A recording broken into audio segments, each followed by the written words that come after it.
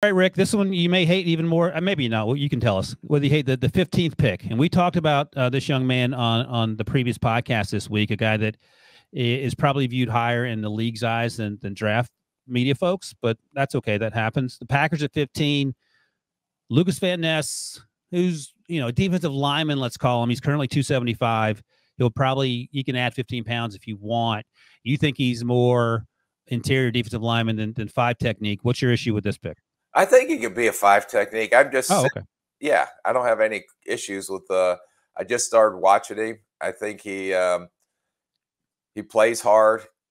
He's long. He's a little tight athletically, but he plays with a great motor. I think, as you mentioned in the last podcast, he wasn't even a starter. He was in a rotation. I think he has a ways to go. I just didn't see this. I think they had other needs. So tell us the needs so I can laugh at the needs that you're about to mention. Okay. Well, I think it's receiver, but I understand receiver, and their history says no, that Brian Gutekunst is not going to take a receiver no matter if his life depended on it or not. So but they got Lazard up, they got Cobb up, they got Tanya, the Tanyan, the tight end up, all going to come free agents. They drafted last year Devontae Wyatt to supposedly play that similar type role. They also went defense with the linebacker last year as well. So I'm going to say if Rodgers isn't there, and let's say Jordan Love is their quarterback, that they may look at – now, if you had Johnston off the board, I think you had Addison off the board before their pick. So does Smith and Jigba come into play there? He's still on the board if you want him. Yeah, or does maybe Mayer, the tight end, come into play there? I don't hate Mayer there. And let me ask you this, because this was a talking point. You and I discussed this at the Senior Bowl, that some teams like Musgrave, Dalton Kincaid is probably he played better because he wasn't injured, but he has an injury history. He's a little older. Would you take Musgrave, who doesn't block, over Mayer? Well, that's the first thing I'm asking the offensive coordinator.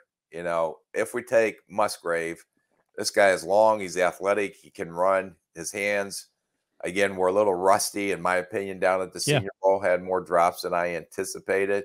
But he's going to be – he's a – what do you want to call him? A modern-day NFL type tight end that can create mismatches.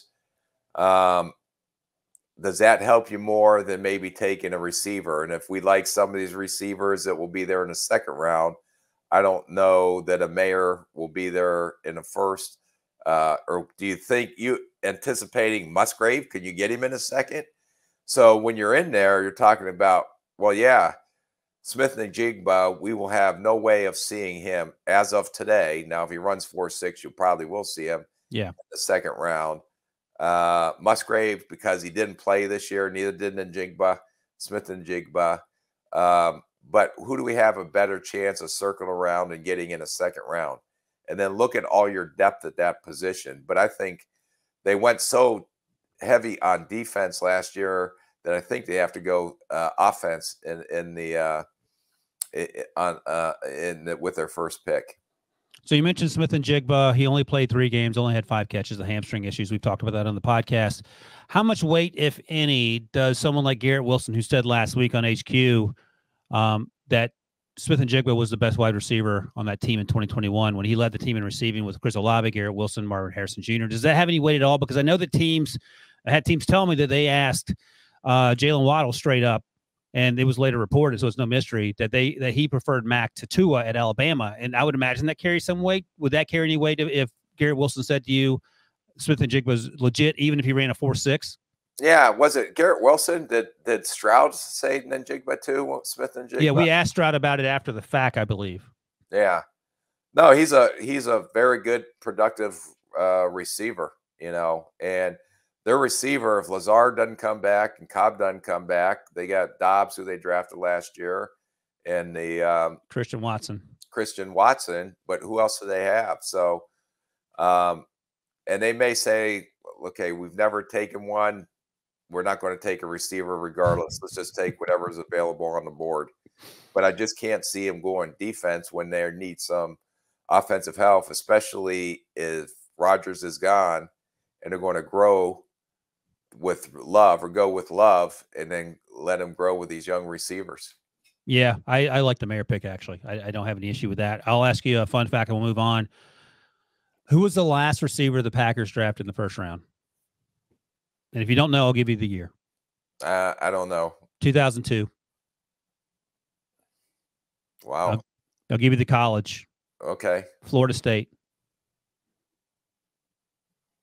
I don't know. That one stumped me. Javon Walker. Oh, the fast guy. It's been 21 years since they drafted a wide receiver in the first round. All right. Is that so? You want to bet $1 that they do a receiver there, or no?